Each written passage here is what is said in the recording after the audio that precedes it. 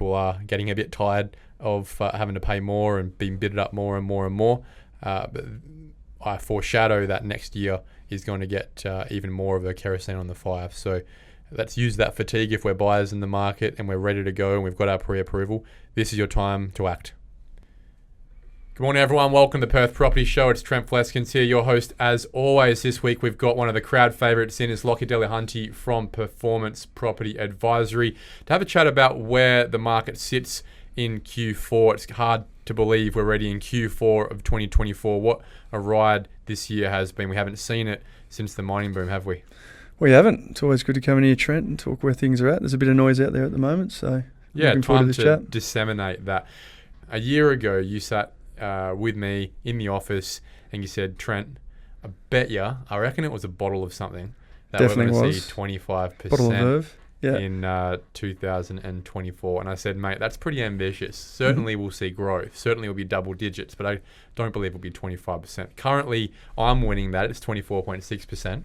So you haven't got your bottle yet. I haven't yet, but I'm confident in the last quarter. And I think that's the point of this conversation today, to have a quick chat, I guess, about what we've experienced over the last few months since you were in mid-year, pre-winter, what that winter's look like in the established market where you focus, but also a conversation about most contemporaneously the last few weeks, about where the market's been, a little bit of chit-chat on that, and then what we expect for the next couple of months, where the focus should be, where you're buying right now, why you're buying it, what you're buying.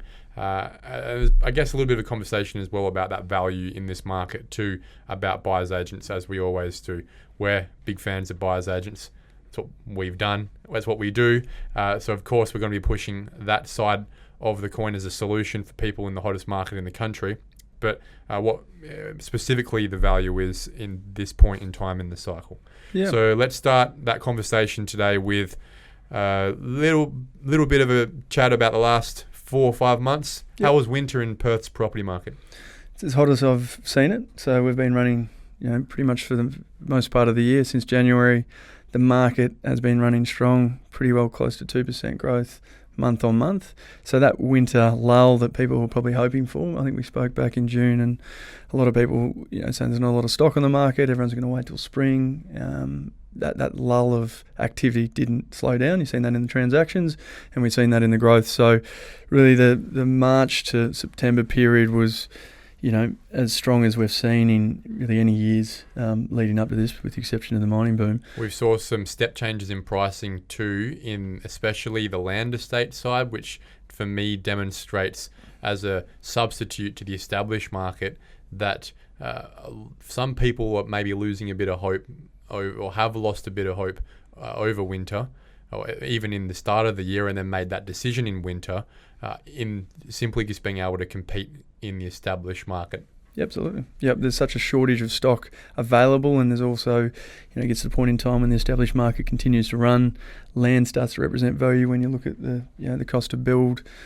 with that land versus established prices, it starts to become a solution because people get exhausted from missing out in the established market. But I guess in recent weeks, to sort of lean on that, over the last 6 weeks, I've sort of just noticed a little bit of buyer fatigue hit the market, and there has been a bit of chit-chat. You'll start to see a lot of East Coast podcasts and or buyers agency jump off the Perth bandwagon as soon as they can.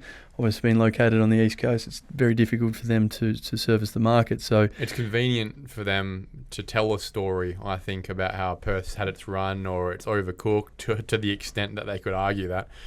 Because, of course, it makes sense. They want to be buying in their backyard where their relationships are, where they can drive to the property rather than fly to the property. It was always going to happen at some point that the East Coast was going to be first in the market, coming with their experience of growth and their bravado from the East Coast, but also probably first out of the market, because why would they want to be bothering coming over here when they could tell half a story about how, for example, Melbourne's market is coming back at some point in the next few years. Yeah, it's just easy for them to service local markets on the East Coast. So Perth is an inconvenient market for that. So there's been a little bit of a narrative around that I've just picked up on in the last 6 weeks. But locally in the market, there is a little bit of fatigue, and that is very normal And we've seen that in different cycles, both in the Brisbane and Sydney markets in previous years. If I look at Sydney back in 2017, once you go through a period of growth like we've seen this year, and we also saw it last year, and people forget that, the market to the back end of last year, November, December, there were some really good buying opportunities. People typically can give up later in the year and just put it to bed and say we'll wait for the new year. So we are certainly seeing better opportunities, slightly more stock. It's up about 25% from last month, 4 weeks ago. But again, when we look at properties on the market here in Perth, there's 4,700, which would seem from like a lot when you consider 4 weeks ago it was 3,800. This time last year it was over 5,000. So in context, we're still very much in an undersupplied market. In context, we're still a quarter of the amount we saw in 2019. Exactly. So it's the fundamentals of the market still remain extremely strong. You can see that in the local data sets. We're still, people saying you get some wind that the market's overheated, Perth can't continue to rise. It's just fundamentally incorrect when you look at the data. The data's never looked this good in terms of affordability, still quite strong for Perth, albeit it's gone up and it's gone on a run. Understand for the first part of last year and a portion of this year, we still were just catching up. Obviously, we've pushed past that, but from an affordability, when we track the affordability index in comparison to other markets, Perth, with the exception of Darwin, is still the most affordable market. So the affordability solution's still there. We've got 1,500 people coming into the state per week, and on the building approval side, we're approving about 1,500 a month. So 1,500 people a week coming in and only approving, which is 12 to 18 months from coming out of the ground a month. As you can see, the demand-supply dynamic is still well in favour of an aggressive market moving forward. I think it's important to quickly characterise what a softening market looks like. And why would we do that? Because, if we're going to have people challenging the fortitude of Perth's market going forward, then you need to give us an argument as to how that occurs and what that looks like, and how do we characterise that. So when we're in a market that is softening or dropping, the first thing we actually see, which is why supply would go up, is a dropping of demand. And how do you track a dropping of demand? Well, you see that in a dropping of transactions, because the transaction doesn't happen without demand. The supply's there, so the half of that transaction sitting there every week. It's just under 5,000 properties. So there's always that side ready to go. So the transaction doesn't happen without the demand side. And the interesting thing we've seen is demand is actually picking up every week at the moment. It's been in the mid 800s to mid 900s for most of the year. It did skirt down to the lower 800s over the last few weeks into September. We just had 911 transactions last week. That's actually the largest number we've had in a couple of months. So stock on market isn't increasing because we're not buying as many properties every week, because the buyers are pulling away. In fact, if the East Coast buyers are pulling away, they're clearly being replaced by owner-occupiers and investors in Western Australia who are getting their opportunity finally.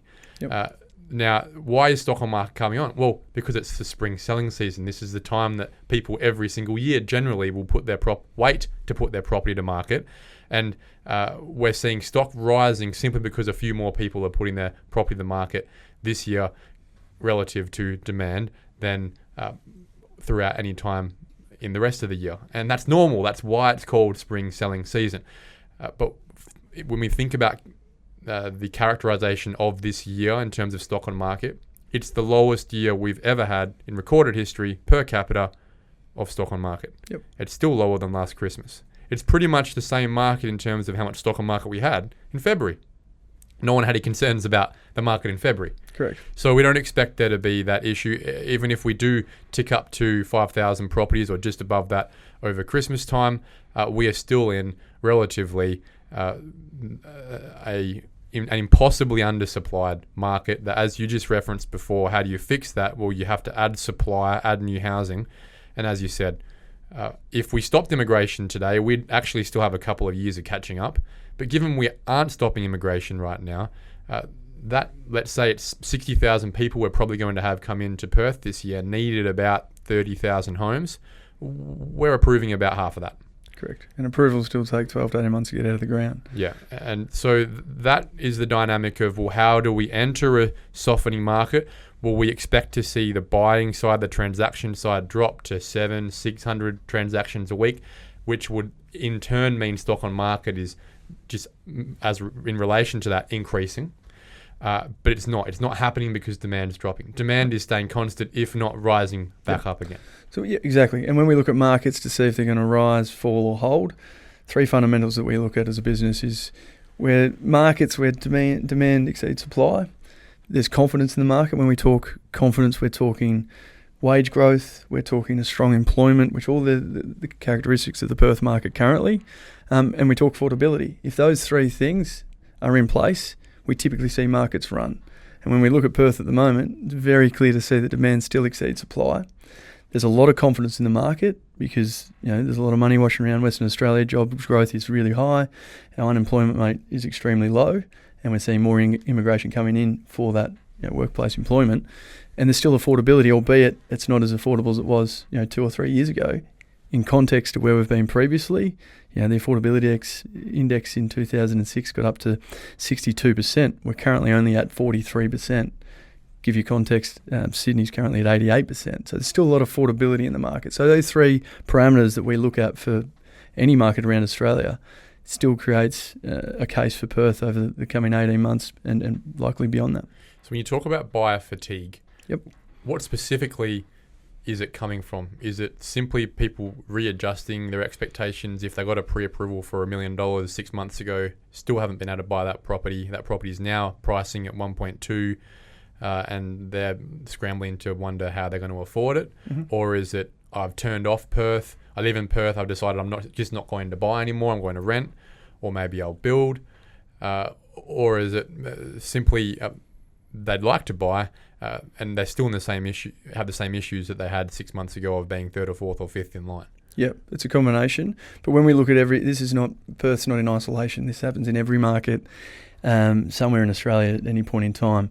Like I said, we've seen in Sydney in 2017, Brisbane in 2022. When you have 9 months of upswing in a market, we typically see the last quarter of the year either can be slightly steady or it can fall away due to buyer fatigue.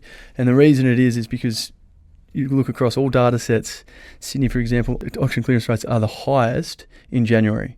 You typically see the best results in terms of days on markets, etc. in any other market in January. People get back from the new year. It's, people have had time to digest, have had a break, and typically on one of those agenda items is we're going to buy an investment property, we're going to buy a house, we're going to upgrade, we're going to do something this year. So people get back from their holidays. You always see back in January, early February, the markets are typically at their absolute hottest, and that's where we see the highest clearance rates. That then can flow on from there, and as we saw from January... Sometimes doesn't, yep, but this year it did. It did. The momentum picked up and away it went. And then a lot of people, be that for owner-occupier purposes, trying to chase a rising market can be difficult, as we've discussed on the podcast previously. If you're not in front of the market, you typically fall behind. And when the market's moving at the pace it has been, 2% a month, you see a lot of people, both investors and owner-occupiers, are constantly coming in second, third, fourth, sometimes 10th in line. And that process, when it's happening on repeat, becomes very disheartening. I had a friend refer me, one of their mates, about 6 weeks ago. They've been looking to upgrade into Doubleview, and when we caught up for a coffee to talk through their experience, they'd missed out on 37 properties throughout the year. Started the journey late last year, early into January, very similar to what we were discussing, and they've missed out and put offers on 37 properties. So fair to say they were a little bit, annoyed. Yeah, but with the industry, obviously, you start to try to blame things. Real estate agents, easy people to blame. They're just doing their job. They work for the sellers. The industry itself, the market, you just become completely disheartened. So you can imagine why they're fatigued. And the conversation was, we've had enough. We've just started to justify. We're happy where we are, and we're just going to put it off till next year. And I think that's probably consistent with a lot of people in Perth, albeit they're not an extreme example of missing out on that many properties. And to understand, to actually miss out on 37 opportunities when you've got to contract stage means you've probably inspected 4 to 5 times that, right? So we're talking 150, 200 properties potentially that they've inspected. So that conversation was had, and it's just interesting because this point in time where I've noticed within our business, we've seen some of the better opportunities pop up in the last 4 to 6 weeks because of this buyer fatigue. We're not competing with as many buyers as we were, 10 to 12 weeks ago, even 3 to 6 months ago. And our off-market conversion rates just ticked up last month at 67%. So we're starting to see those better opportunities because a lot of people are disheartened because they've gone through that process. And now we're getting so close to Christmas, the easiest thing to do for buyers is to say, let's just park this. So how do we explain a market where demand is constant, if not slightly rising, supply is increasing, and prices are increasing? We saw, obviously, CoreLogic come out with data in September that even though supply stock on market has risen pretty much through September was where it was happening, but we still see prices rising 1.6%, which is more than some cities will do all year. Correct. It comes down to supply and demand imbalance in these suburbs. Although there's more supply coming onto the market, in the areas where people are upgrading, heavily dominated by owner-occupiers, the demand for high-quality property, particularly finished stock, significantly outweighs what's actually available on market. And we've started to see some of that B, C, D grade stock that people have probably held for a period of time, whether it's over the last 5 years during stagnant markets, and some of that stock that has come on market is still selling and quite aggressively. Yep. But the price uplift is really coming from the more quality A-grade stock. And that was probably a Dorothy Dixer I gave you there, because the point here I'm saying is that you can have a market where supply is rising broadly, albeit as in the lowest region it's ever been, and also still growing. It doesn't have to be an inverse situation, right? As long as demand still stays constant, as long as you've still got multiple offers on every property, you're still going to have competition for those properties and people paying more than they did last month, even though they have 2 or 3 more options in the suburb to look at. There's still that many buyers. There's still that much competition on every offer.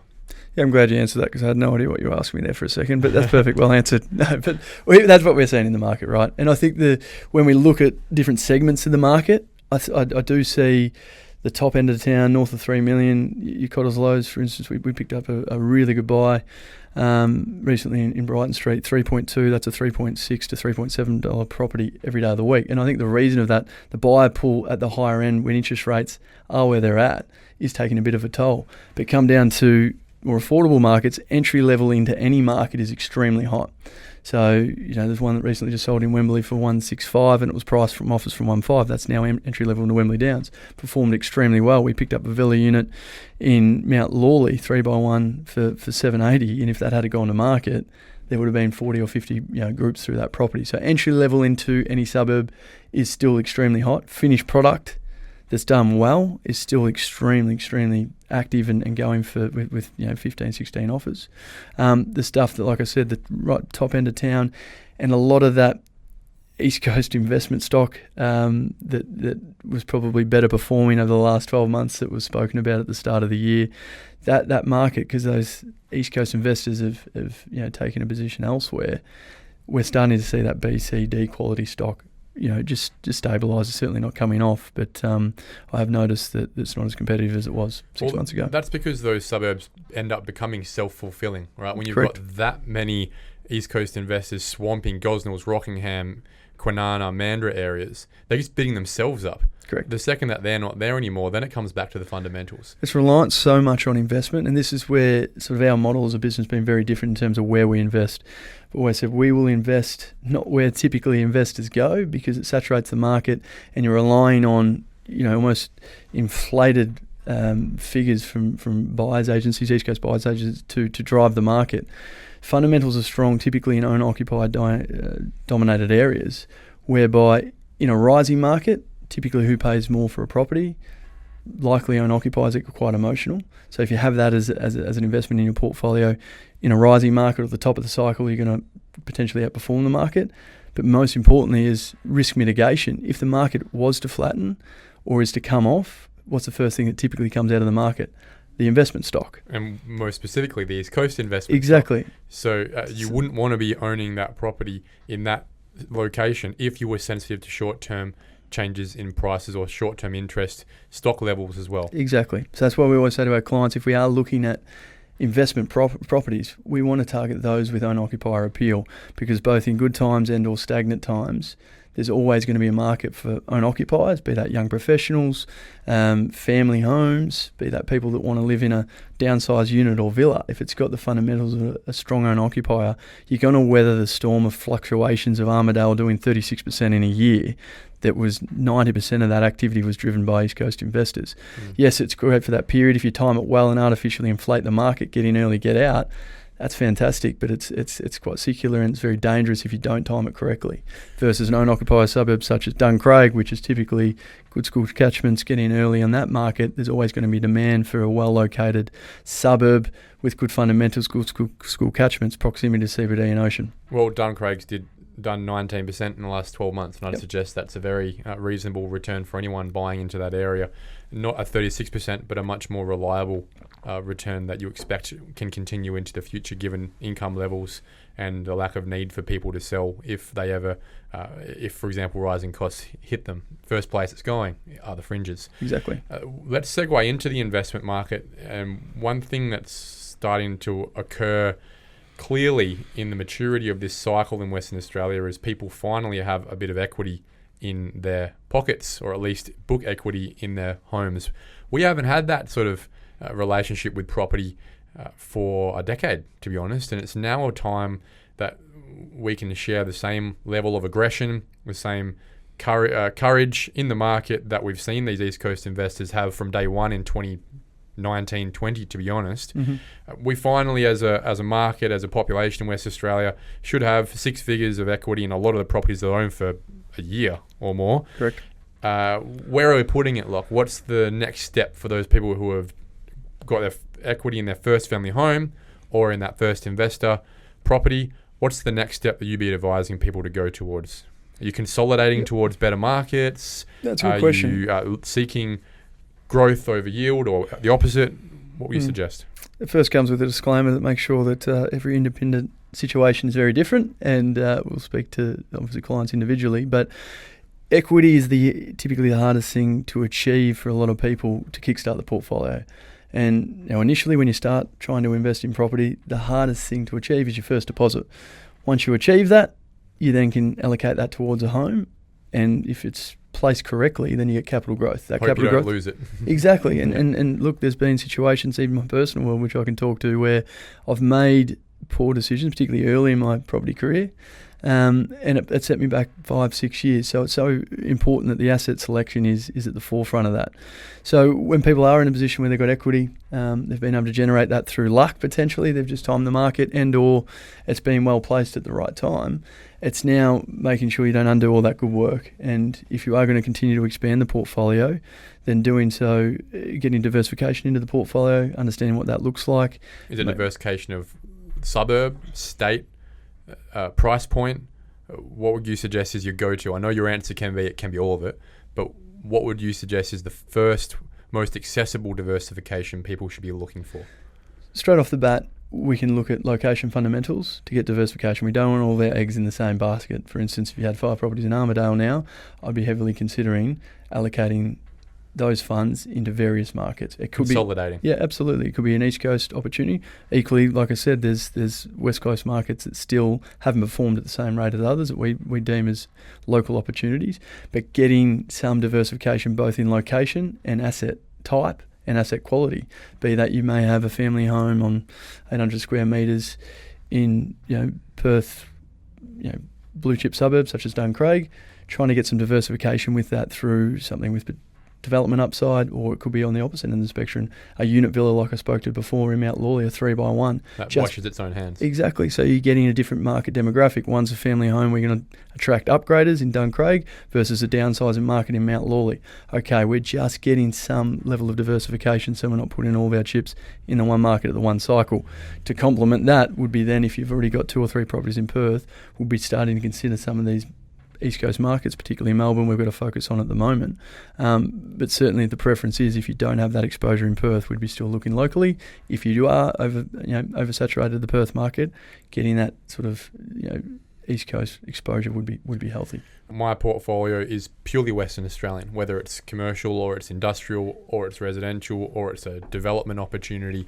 And so whilst it's certainly possible and clearly fruitful, you just look at these East Coast investors that have come through to diversify state by state and have a national portfolio. It also is slightly burdensome. It comes with some risk of not knowing exactly what you're buying, even though you've got professionals. My level of diversification, or my path of diversification, has been diversifying investment, housing, or asset type, really, within Western Australia, the market I would consider myself an expert. So that I can identify with as much control as possible and as much knowledge and information as possible where the opportunities lie in the area, the market, the economy that I live and breathe in every day. And it has transitioned personally for me from passive investment to small-scale development, through to larger scale development, through to childcare, through to land development, and then commercial development, and then industrial development. Really following not only what my financial capacity is, which that's always a limiter, but also where I see the least risk in those sub-markets in Western Australia. And if you're just in residential, I would suggest you've got two sides of the coin, really. You're either chasing cash flow, which a lot of these people you see on the news who have got 58 properties, they've got micro properties, really units, flats that are all washing their hands from a cash flow perspective. Otherwise, banks are never lending to these people. Or it's the other side of the equation where they're just chasing land and development opportunity. The tough side for that is cash flow, right? We're struggling to actually pay for all these mortgages, and then eventually the bank will cap you out unless your personal income is supporting that. So I think it's a case of it's a balance of as far as you can afford, provide as much balance as possible. Yep, absolutely. So when we look at portfolios, there's key things, right? 3 key things.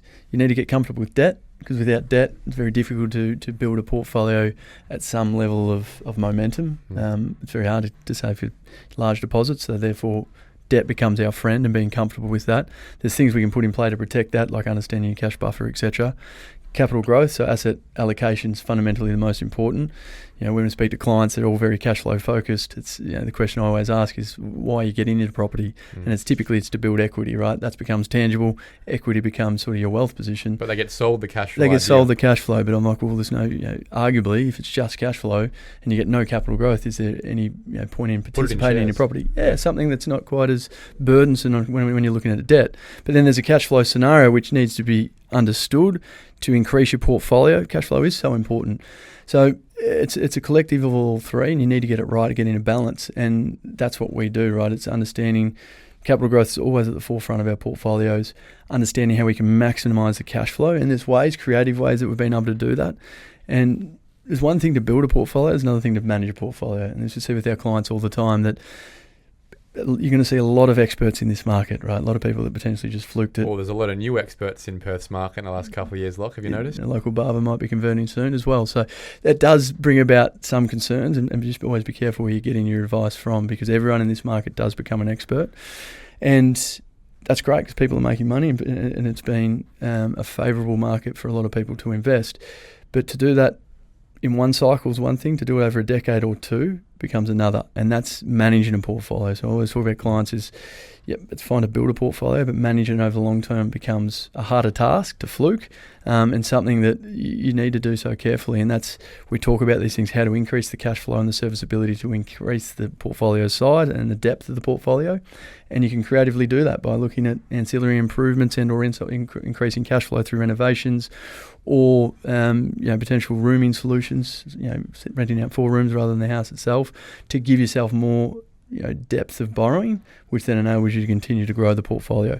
But again, it comes down to asset selections at the forefront of that. If you aren't buying the right assets at the right time of the cycle, and you don't get any capital growth, you're going to limit yourself. And anyone who invested in the market in 2014, 15, 16, it took them until 2019-20 to then potentially look at their second investment. Or at least that was when the market was just turning. Probably a couple of years after that. You mentioned creative ways to assist with cash flow. Are you talking about granny flats or ancillary dwellings, dual key properties that would turn a $600 a week property into a $1,000 a week property? Correct. So every asset that we analyse for clients when we do a portfolio review, we give them a highest and best use analysis. So looking at all those things, can we activate an additional income through a granny flat, ancillary improvement?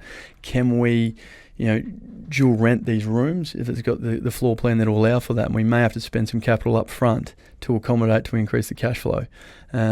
What is the highest and best use? Is a development site? There might be an opportunity for a retained sub. Personally, it's what I started my portfolio. I was getting a lot of corner sites where I'd sell the land and reinvest that equity back into the property at the front, and then it would wash its hands. But instead of buying an off-the-plan apartment that's positively geared from day one, I've got a 3x1, renovated home in Inglewood where I've sold down the land at the rear on that property to pay off a large portion of the debt, so therefore it's become positively geared and I've been able to expand the portfolio that way. So it's just looking at the highest and best use, and that's what we do a lot of work with our clients, is to understand the highest and best use of every asset in their portfolio, as well as a rating on that property, because there's an opportunity cost. Typically banks will lend up 5 to 6 times your income, and at that point you've got to look at what's in your hand, and if the assets in your portfolio aren't AAA, A-grade assets that are going to have the uplift that we want to see in an investment portfolio, there's an opportunity cost of holding those assets. Okay, so you're suggesting the principle that I've spoken about, well, I haven't spoken about it for a while, but I remember speaking about this question you ask yourself. If you look at the properties in your portfolio and then ask yourself a simple question, would you buy that property today? Are you suggesting if the answer is no, then you should be seriously considering reinvesting or reworking the capital, the equity within that property into something that, for the medium to longer term, given the transaction cost in the short term, is going to set you back on the right path? Correct. When we talk portfolios, this is the problem in 2024. Everyone's looking for instant gratification, right? And you get these headline YouTube channels that, we've made 50% across $500,000 in 2 years, and a lot of it's falsified, right? So we should always be looking at medium and long-term strategies. So if there's an opportunity cost in the portfolio where you've got a B, C or D grade asset and you're holding on, it's market dependent, obviously, but if you're holding on in the hope that someday that's going to turn a profit, then we need to look at that and review that to see if that allocation of those funds could be better used elsewhere in a higher growth market that over the medium to longer term is going to have a significant outperformance of what's currently in your portfolio. Because like I said, the bank's only going to give you X amount of dollars, and we can pull levers, we can increase income. Fundamentally, if we've got poor performing assets in the portfolio that we don't see any necessarily... Ball and chain. It is necessarily uplift in the future. You own that ball and chain. You do. But it's a ball and chain nonetheless. And a lot of the time you're putting pride on the side. Like I told you before we started this podcast, my first investment was an off-the-plan townhouse with my dad, might I add, in country Victoria. Literally what I would tell every client I meet not to do. When I was 21 at university, thought I could outperform the market. I knew best because I was 21 and studying a property degree at Deakin University. I thought I could outperform the market. That problem with that asset cost me 5 years because the problem is there's no capital growth. Cash flow was okay, but without capital growth, I was unable to build the equity for the second purchase. You were locked into that investment. Yeah, and I learned a lot from that. Was able to get out without losing too much. A lot of people, when they make a bad investment, lose money. But then learnt from that, and then I was able to, obviously buy 2, 3, 4 properties, ensure success and learning the mistakes from that asset. Let's look forward. One of the the themes I've been pushing out through this podcast, through radio, through TV over the last couple of weeks has been the progression of this cycle. There's a bit of alliteration here. A couple of years ago, the theme was affordability. This year, the theme has been access. Next year, I believe that theme is going to be amenity. And I'm not sure if you've been listening to the last few episodes. I'm sure you have been. Of course, mate. I don't miss one. Of course. But the reason I call it the theme for next year, amenity, is as we expect to start seeing serviceability increase artificially simply through cash rate drops, people will start to have the ability to access those properties with more amenity than they have been able to in the last couple of years where interest rates have been so high. And so in the microcosm, the local government areas, each of them in Perth metro area especially, I expect we're going to start seeing people with the equity that they have built, if they are in the market right now, at the lower end of the market in that local government. Let's say it's in the city of Canning and it's maybe Ferndale or Parkwood. Use that equity as their deposit and the increased serviceability through lower interest rates to that now go, well, finally I can compete in Riverton, in Shelley, in Ross Moyne. and move to the places that they really wish they would have bought in 5 or 6 years ago, that maybe they could have afforded back then, but missed the boat on, got in at the bottom end of that micro economy. And this is the first opportunity they'll probably have in a couple of years to make that preference jump, that upsize, which talks also to, I guess, the experience a lot of the most expensive suburbs in the microcosms have been experiencing over the last couple of years with high interest rates. Would you subscribe to that we're going to see a little bit of many micro migrations up the amenity curve? Yeah, without a doubt. After this, we'll have a bet on terms of where the growth will go over the next 12 months, but won't put that on air. But I do agree we're going to see, and as we've seen previously, when money becomes cheaper, which I think the CBA come out and said there's going to be potentially, 1.5% cuts across that, which is very significant. It gives people more serviceability, right? So I do think you're going to see a lot of upgrading. People are, if pre-approval's at 1.2, all of a sudden it might increase to, circa 1.4, 1.45. What typically do they do? What they you can aspire. Of course they do, because what you can buy at 1.2 is very different from what you can buy at 1.45, and you're coming off a place of equity potentially. You're potentially going into a higher paying job than you were previously. So all those fundamentals start to support potentially paying more. So naturally next year, like I said, I think it will be driven by a serviceability increase, and those aspiring suburbs that we've seen probably soften off a little bit in the last 3 to 6 months. Well, doing a 19% instead of a 32%. Exactly. Yeah, we call that softening. We will start to see those, particularly those driven by owner-occupiers, really start to move into the early part to mid part of next year, I believe. What about West Australian investors? This is probably the first opportunity we're seeing as the East Coast guys go back to their quagmires. It's finally the opportunity for Western Australians with equity to start making their moves. Exactly. And I don't think we're going to lose the East Coast investors. I think just the dominator markets at the lower end of the suburbs have tried to artificially create other solutions on the East Coast because it's, like I said, accessibility. But I still think for a sophisticated investor, East Coast investor, they're going to see Western Australian data sets and really make a case for it. So I don't think they will be out of the market. And like I said, I think next year we will see Western Australian owner-occupiers competing with Western Australian investors because we do have equity. They understand the market. They know the market. It's very convenient for Western Australians to invest in Western Australia. So we're going to see that sort of play out. I think, like I said, once interest rates start coming off, which, there's an argument suggests it could be at the back end of this year. I think you're in disagreement with that. I think the RBA has got too much face to protect, given likely. The Stevens issue after COVID. I think that regardless of whether the data says that they should drop, they won't until the 1st of January onwards, being February, the first meeting. Yeah, first meeting. Well, when inflation's falling like a rock at the moment, it's going to be a lot of pressure to see where that plays out.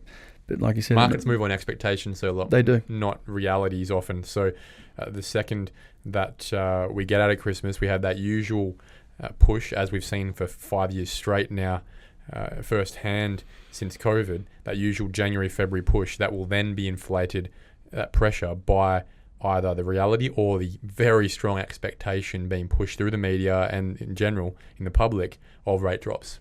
They'll be pricing in their increased affordability. Exactly. Yep. And that's what I think is going to happen early next year. Like I said, seasonally, January, February is a very strong period of time. And so looking at the market, looking at people that haven't, suffered complete buyer fatigue, I think there is going to be some really good buying over the next couple of months. As I've stated before, because that buyer fatigue has set in for a lot of individuals. A lot of people need a break. It's been a big year. A lot's happened. It's been tough. Definitely the cost of living's gone up. So people, are experiencing that. So for people with the ability, you're saying there's a window for the next couple of months before we do see that real sugar hit from interest rate drops. Yep. Look, I don't think you're going to miss that opportunity. I think if it's going to be February when the rates start coming down, you've got a window of 3 months where it may be better buying than it will be in 3 to 6 months' time. All right. Question without notice, and there's expectation on this question. You need to answer it, and I know it's something that's protective. You're very protective of in terms of the information. But where will you be focusing next year in terms of? I know we probably foreshadowed this, but some locations, some regions, as specific as you want to make it, I want an answer. Where will performance be looking to buy? Either what is it and or where is it? Like this year, it was renovation homes and properties you could upcycle. Correct. Now, it's different to probably what we've spoken about previously. We're looking at high land value units. I think it's the biggest opportunity in the market. You see the gap between established homes, and when I say units, villas, I'm not talking about apartments. I'm talking about high land value units. So survey strata properties. Survey strata on 300 square metres in Chewett Hill, for instance, because you're still getting a component of land. I like it. Yeah, you wanted specific, and I've given it to you because we bought one yesterday, and it was a really good buy, and I do believe it appeals to multiple markets, downsizes, but also affordable markets. So it's still entry level to a lot of the suburbs. No, but in that area, you think about Chewett Hill, it is probably up there in the most expensive in its catchment. You know, it's competing with your Owner-occupiers, your Balcattas. Chewett Hill certainly sits up there at the top of the pile, probably with Balcatta, as the most expensive in that area. Yeah, you could you can then go Jundana and Mount Hawthorn, obviously, that way, but most people, I think, won't go any further than Jundana, and it'll be people coming from the north, from Balga, Westminster, Nollamara, who are then looking, Yokine as well, who are then looking at Chewett Hill and Balcatta as probably top of the pops from their viewpoint. Yeah, no, I definitely think there's an opportunity in that space. Again, stock's not easily defined. We're fortunate that we are able to trade a lot off market. Like I said, last month was 65%. So they're the sorts of opportunities that we will continue to target over the next 12 months because I think the gap in that space. Equally, high quality owner-occupier stock will be at the forefront of what we're looking for because in a falling interest rate environment, the most competitive markets are going to be entry-level owner-occupier stock in any suburb, in some of the areas that we're buying in. And I just think if we can double down on that, we're going to see the uplift over the next few years in that market. People who are, I guess, influenced heavily by debt because they're stretching. Correct. Yeah, okay. And that obviously brings us back to probably full circle to 2019-20, where it was that owner-occupied home that was the first to have a run because that's what people initially were accessing, were wanting with the lower interest rates. There was a huge run on owner-occupied properties.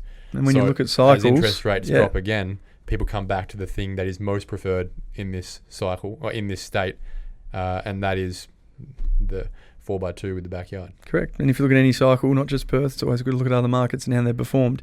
You typically start a cycle with a high level of owner-occupier activity, then you get a high surge of investment activity, which leads to those outer belt areas in comparison to what was blue chip inner suburbs.